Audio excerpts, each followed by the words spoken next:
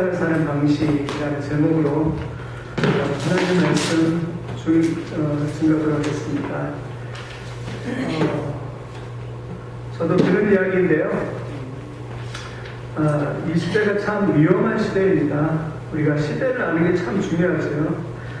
오래됐긴 했지만 미국에서 어떤 여자 자매가 있었는데 고등학교 2학년 정도인가 봐요. 아버지가 어머니가 이제 이민 가면 굉장히 이민 가면 이렇게 바쁘잖아요. 그런데 늘 애가 집에 오면 혼자이고 또 외롭다 보니까 친구 집에 이렇게 놀러를 갔는데 친구가 이거 맛있다고 약이라고 먹어보라고 이게 뭐냐고 한번 먹으면 기분이 좋아질 거라고 그렇게 먹었는데 그게 마약이에요. 마약을 먹었는데 그때부터 이제 친구 때문에 마약을 손을 댔고 그 친구를 이렇게 좋은 사람 사귄다는 거 굉장히 중요하죠.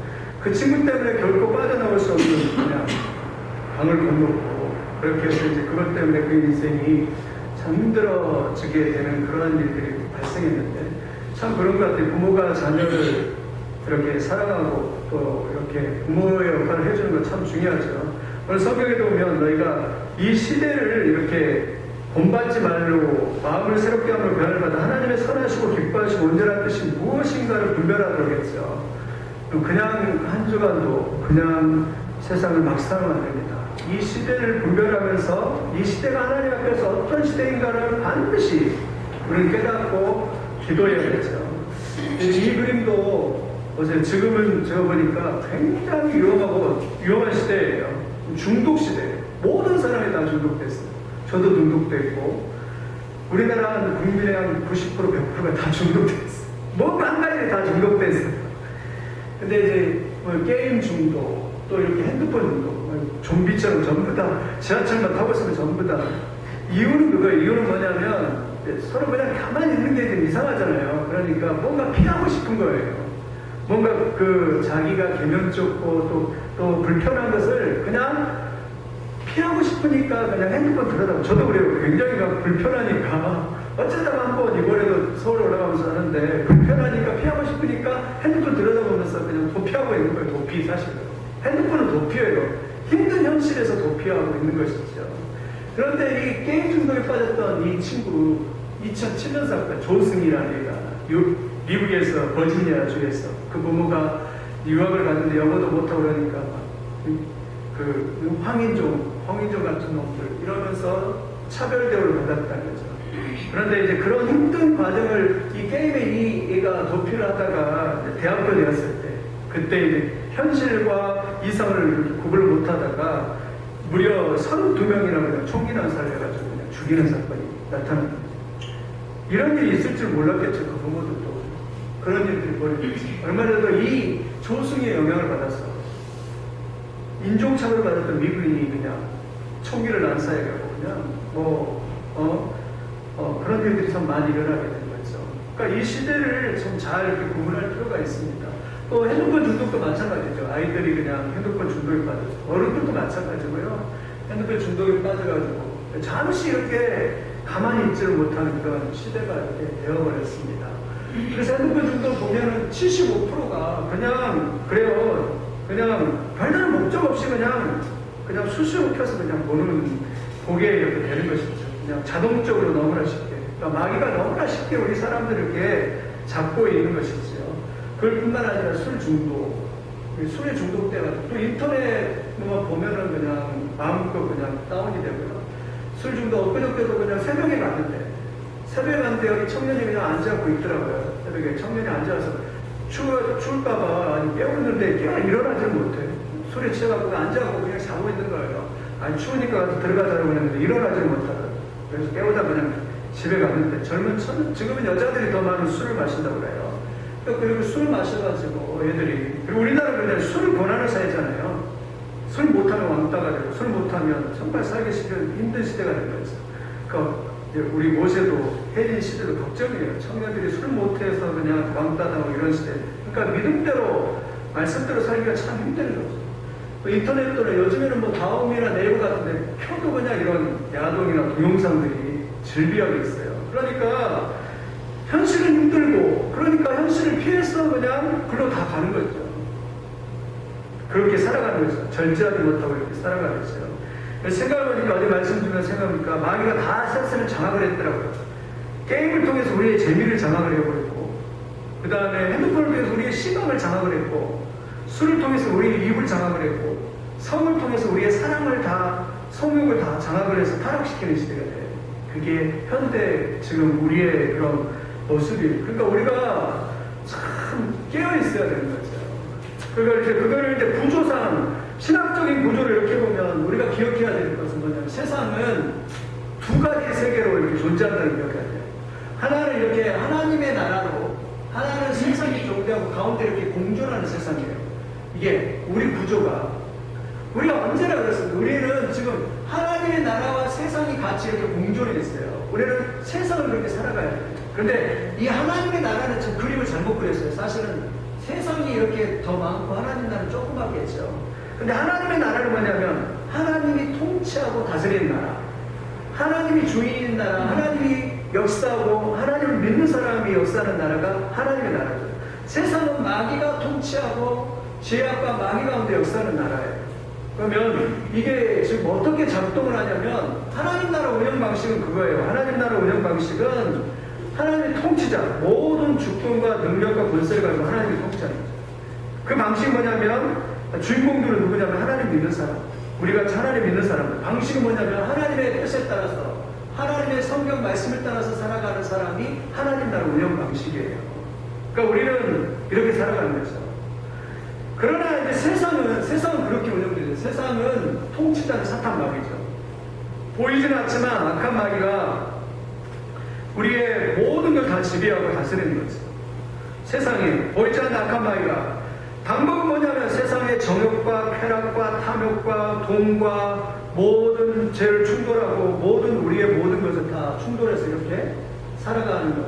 그래서 안 믿는 사람들을 붙잡아서 불순종의 아들 가운데 역사하는 영들을 붙잡아서 역사하게 되는 거죠. 근데 우리는 하나님을 믿으니까 못 느껴서 그렇죠. 엊그저께 하던 그 권사님이 토요일날에 오셔도 간증을 하시더라고요. 아, 놀라워요. 사탄이 얼마나 경건한지.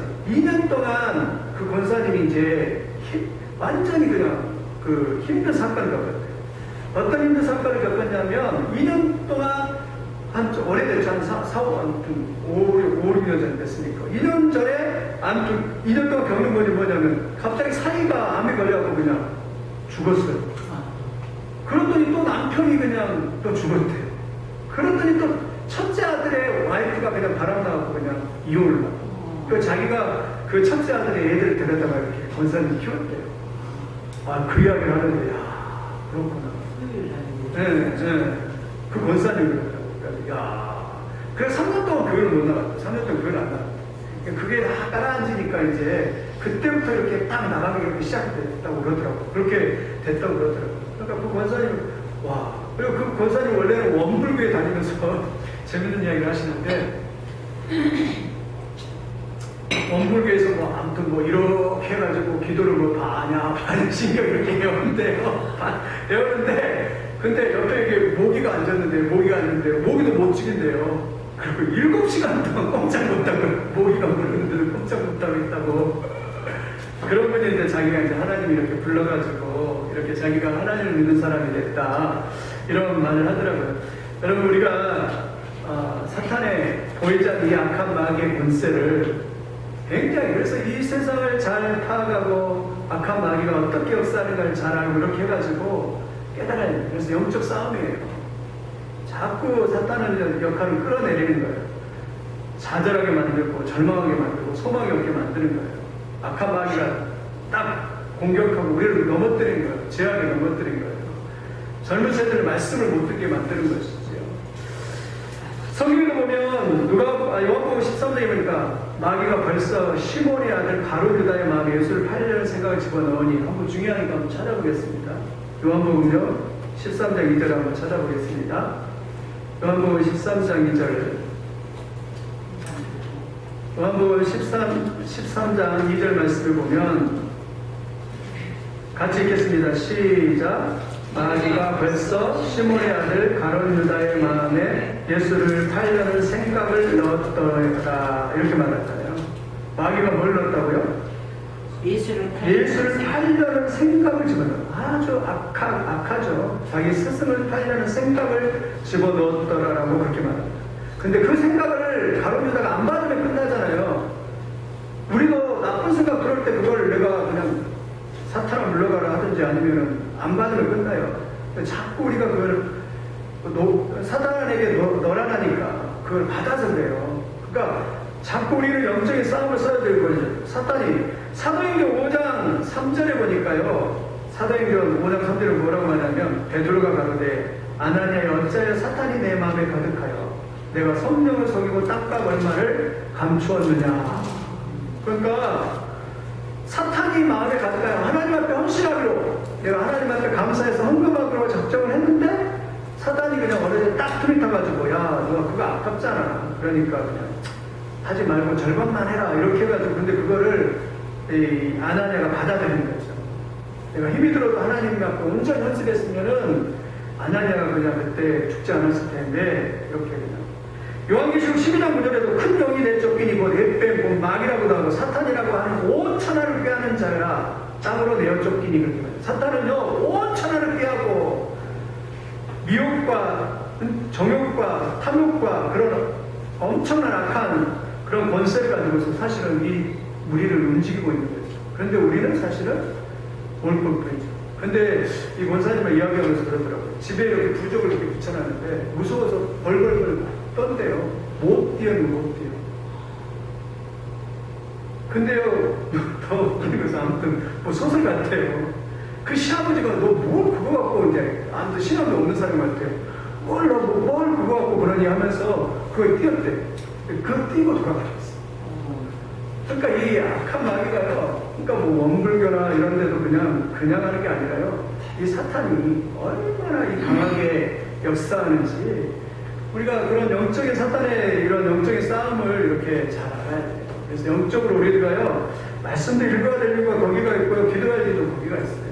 깨어서 잠깐 깨어서 그냥 사탄에게 우리가 받치면 안 돼요. 막 싸움을 해요. 싸우면서 막 도전을 하고 어떻게든 깨어있고 말씀대로 살고 이렇게 영적인 싸움을 싸워야 돼요. 그래서 두 가지 삶 하나는 그냥 크리스찬으로 사는데 두 가지 방법이 있어요. 하나는 그냥 죽은 고기죠. 이게 안 보여서 죄송한데 죽은 고기처럼 그냥 순응해버려요. 그대로 세상 문화에 순응하면서 그냥 죽은 고기를 그냥 떠내려가잖아요. 그냥 아무런 도전도 없고 그냥 그대로 떠내려가잖아요. 근데 우리는 그렇게 살면 안 돼요. 세상에 도전도 없고요. 그냥 세상 방식대로 세상 사람들이 살아가는 방식에 따라서 물질 만능주의와 세상 쾌락과 성공을 위해서 따라가며 동화되어서 살아가는 크리스찬들이 있습니다.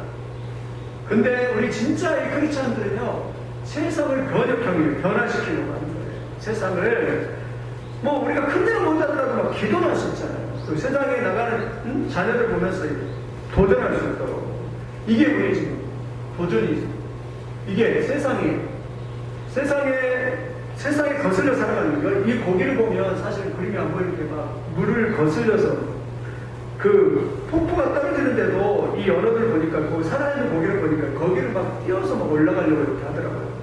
그런 것처럼 우리도요 끊임없이 그냥 세상이 그냥 편안해가지고 그냥 포기해버리는 게 아니라요 그냥 도전하면서 세상 방식이 아니라 세상 방식을 거스리고 하나님의 영광을 위해서 하나님의 방법을 위해서 이렇게 도전하면서 살아가야 됩니다. 그것이 뭐냐면 우리 크리스찬의 방식. 앞으로 저는 더 그럴 거예요. 예언은 아니지만 아무튼 예수 믿는 거 더 힘들어져요.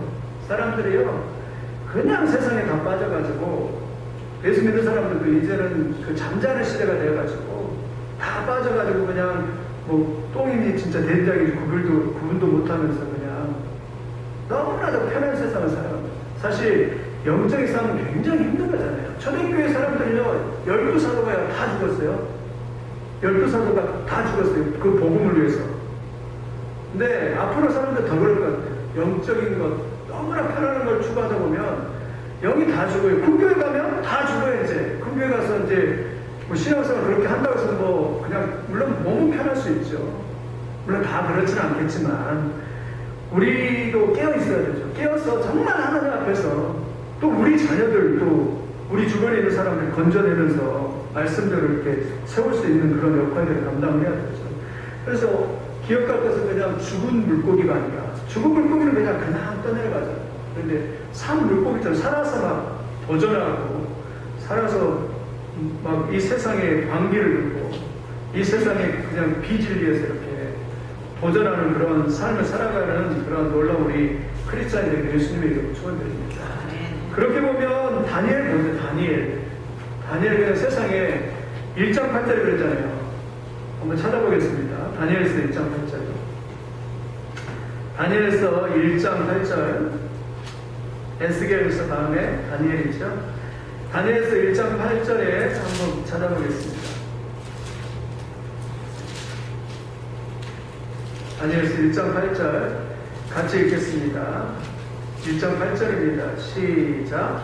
다니엘은 뜻을 정하여 왕의 음식과 그가 마시는 포도주로 자기를 더럽히지 아니하리라 하고 자기를 더럽히지 아니하도록 환관장에게 구하니. 아멘. 그랬죠. 그 당시에 이 바벨론에 느부갓네살 왕이 주는 음식을 먹어야 되거든요. 그런데 우리 그거 안 먹겠다. 사실 안 먹으면 죽어요. 왕의 명령이잖아요. 우리 그래도 왕 앞에 그냥 반기를 드는 거예요. 우리는 하나님을 믿는 사람이다. 우리는 하나님의 그러한 언약의 백성인데 우리가 어떻게 그걸 먹을 수 있냐? 날 못 먹으니까 안 된다 이러면서, 물론 이제 환관장한테는 공손하게 되는 거죠. 환관장에서 말하잖아요. 환관장이 우리는 먹을 수 없습니다. 우리 이렇게 살아갈 수 없습니다.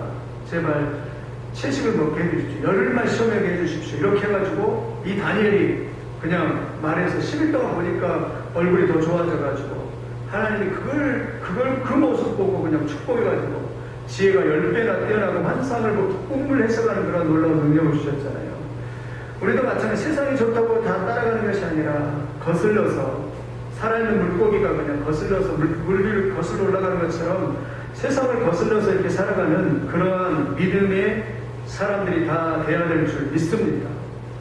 느헤미야도 마찬가지예요. 느헤미야도 성에 빠졌다. 그러니까 자기 성에 빠졌다. 자기를 수상국에서 편안히 그냥 야 좋다. 그냥 침대에서 편안히 그냥 살 수 있는데 그거 다 포기하고 그냥 안 됩니다. 왕 앞에 가서 목재도 좀 주시고 이민 비자도 좀 주시고 해서 가게 도와주십시오 해가지고 52일 만에 그 성을 이렇게 완성을 하잖아요. 한 주간도 편하게 사는 것도 좋죠. 중요하지만 그것보다 더 중요한 것은 편하기보다 더 중요한 것은 말씀이 아닌 것에 대해서 거슬려서 정말 많습니다. 그런 영적인 싸움을 싸워가면서 싸워가야 돼요. 우리 믿는 사람들이. 우리가 작은 교회지만 이런 살아있는 고기가 되어서 영적으로 그렇게 살아요. 그러기 위해서 첫째는 반드시 똑같죠. 우리가 이기는 건 말씀이죠. 하나님 말씀에 살고 말씀을 순종하시길 바랍니다. 말씀으로 세상을 맞짱뜨시기 바랍니다. 주의 말씀은 주의 말씀의 맛이 어찌 그리 내게 단지요 꿀송이보다 더 단이이다.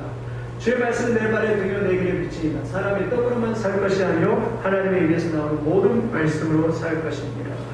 세상을 그냥 이길 수 없고 말씀으로만 살아가자. 그런 어려움 당할 때 말씀이 딱 떠올라서 그 말씀이 나를 인도해 갈 수 있도록 그렇게 해야 될 줄 믿습니다. 두 번째는 기도를 쉬지 말고 하라는 것이죠. 세상을 이기는 힘은 우리 힘으로 안 됩니다. 하나님의 능력을 다운로드 받아서 성령의 능력으로 우리가 싸우는 것이지 내 지혜와 내 능력으로 싸우는 것이 아니죠. 그럼 반드시 우리가 기도하는 것은 하나님의 백성이 아무리 똑똑하다고 해서요 기도해야 됩니다. 내 힘으로 싸우는 것이 아니라 성령의 능력을 다운로드 받았어. 하나님의 능력이 함께하면요. 그러니까 다니엘이나 아니면 느헤미야도 마찬가지예요. 하나님의 능력이 함께하니까 딱 치고 가잖아요. 지금 불의한 일들이 벌어질 때 믿음으로 이렇게 딱 가서 그걸 극복해내잖아요. 그게 기도의 능력이죠. 기도는요 모든 걸 가능케 한 줄 믿습니다. 아멘. 모든 걸 다 뚫고 가게 한 줄 믿습니다. 기도를 이제 소리치면 집에 있을 때는 막 소리치면서 아니면은 뭐 찬양하면서 막 소리 지르면서 한번 기도해 보세요. 그래서 마음이 막 눈물 놀리기도 하고 막 소리 지르면서 하나님이 진짜 그런 은혜를 달라고 하나님의 역사에 달라고 이렇게 간절히 한번 기도해 보십시오. 사실 우리의 자녀들 저렇게 자잖아요. 이 시대가 말씀이 들리지 않아요. 제일 불행한 시대예요. 그러니까 막 엄청 막 붙들고 기도하고 막 때려 펴고 패고 막 아무튼 때려 펴면 안 되고 안 오면 되고 우리 어른들이 진짜 막 기도하면서 이 자녀들 또 우리 세대도 사람들이 정말 믿음을 다 잃어버린 세대예요. 그리고 청년들이 방탕하고 가치관이 없이 아무런 생각이 없이 살아가요. 그래서 그랬다고 하잖아요. 어떤 주인이 종에게 가서 마당이 너무 말라가지고 건조하니까 가서 물 좀 뿌려라고 그랬다고 그러잖아요. 그러니까 이 종이 가서 물을 뿌리는데 비가 오는 거예요. 그런데 비가 오는데 여전히 주인이 시키는데 물을 뿌리는 거예요. 아무 생각 없이. 지금 그런 시대가 되었으니까요. 비가 안 와서 그냥 말라서 그냥 물을 뿌리라겠는데 비 오는데도 계속 물을 뿌리고 뭔가 구분도 못하고 생각도 못하는 그런 시대가 되어버렸죠. 우리도 하나님 앞에서요 진짜 스트러글, 영적 싸움을 싸우면서 마귀가 얼마나 우리의 자녀들 또 우리의 가정들요 진짜 괴롭히고 우리를 그래도 이렇게 평화롭게 살고 있는 것 같아도 다른 사람들은 그렇지 않습니다. 어떤 사람들은 질병 때문에 병원에만 가도 수두룩해요. 얼마 전에도 제 친구 이야기하는데 30대인데 아무 죽었다는 소리 듣고 야, 참 30대도 아무 죽구나. 우리는 그냥 멀게만 느껴지는데 야, 참 아무튼 20대 그냥 막 부단하게 하나님을 향해서 막 나가서 기도하고 뭔가 사명을 위해서 살아갈 수 있게 해달라고 하나님의 역사를 체험하게 해달라고 이렇게 하면서 나가지 않으면 마귀가 그냥 금방 우리를 그냥 포로로 잡아서 그냥 희미하게 만들고 세상에 그냥 그 권속 아래 그냥 복종하게 만드는 그런 일들이 있는데 깨어있기를 예수님의 이름으로 축원드립니다. 기도로 깨어있기를 바랍니다. 성경에도 내 이름은 무엇인지 구하면 내가 행하리라. 주님의 이름으로 기도하면 반드시 기도하는 가정들은 건강해요. 강하게. 그리고 주변을 보면은 여자 목사님들 그런 분들 기도 막 8시간 이렇게 하신 분들 보면 굉장히 영적으로 강하더라고요. 굉장히 강해요. 목사님들도 마찬가지죠. 저도 마찬가지고 굉장히 기도하는 사람들은 영적으로 좀 다른 거죠. 희미하게 살아가는 게 아니라 강력한 파워를 가지고 믿음으로 나갈 수 있는 거죠. 그래서 하나님의 말씀대로 깨워서 이 시대에 예수님이 그랬잖아요. 내가 올 때 믿는 자를 보겠느냐 그랬잖아요. 내가 올 때 믿는 자를 보겠느냐. 그러니까 예수님 올 때쯤 되면 사람들이 이제 다 그냥 거기서 좋은 것이 좋은 것이라고 그냥 다 편안해져가지고 사람들이 그냥 믿음도 다 잃어버리고 그렇게 되었더라고요. 믿음으로 깨어있기를 예수님의 이름으로 축원드립니다. 세 번째 마지막으로 세상 리더가 되어 세상을 정복하는 것. 세상에 굴복당하지 말고 세상을 우리 정복하는. 창세기 1장 28절 말씀에 생육하고 번성하고 땅을 정복하라고 했잖아요. 마귀에게도 굴복하지 말고 기도를 이기고 우리 감정에도 굴복되지 않고 그걸 뛰어넘어서 그냥 항상 그걸 굴복시키고 세상의 모든 죄악들과 더러운 사탄의 권세를 굴복시키고 하나님의 나라가 임하기, 거룩의 나라가 임하기를 소원하면서 그렇게 믿음으로 이렇게 리더가 되어서 이렇게 살아가는 그러한 역사가 있기를 예수님의 이름으로 축원드립니다. 마귀는 끊임없이 우리를 끌어당기고 내리고 죄악과 또 낙심의 길로 또 믿음을 그냥 떠나게 만드는 그런 악한 사단의 권세가 있습니다. 그걸 선포하고 그래서 말씀하잖아요. 베드로후서 5장 8절까지요. 우는 사자같이 달려드는 삼키는 그러한 사자 그 악한 마귀를 조심하라라고 그렇게 말씀을 이렇게 하잖아요. 우는 사자같이 끊임없이 우리를 넘어뜨리고 이게 승리하기를 바랍니다.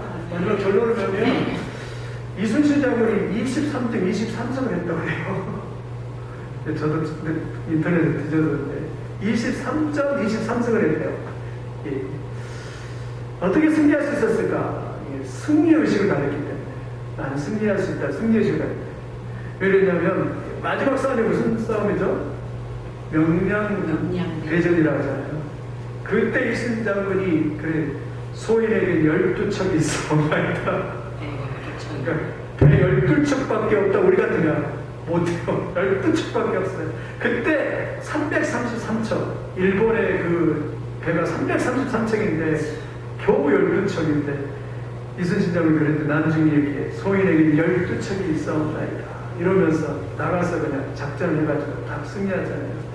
우리도 승리하시길 바랍니다. 중요한 건 우리가 무슨 조건이 아니라 뭘 가졌다고 있는 것이 아니라 하나님 앞에 우리가 하나님이 어떻게 붙들고 있느냐는 것이죠. 하나님의 능력을 어떻게 역사를 바라보면서 나가냐는 것이죠. 역대 최고의 바이올리니스트 연주자 이 사람이 바이올리니스트인데 역대 최고의 연주자 파가니니라는 사람이래요. 파가니니.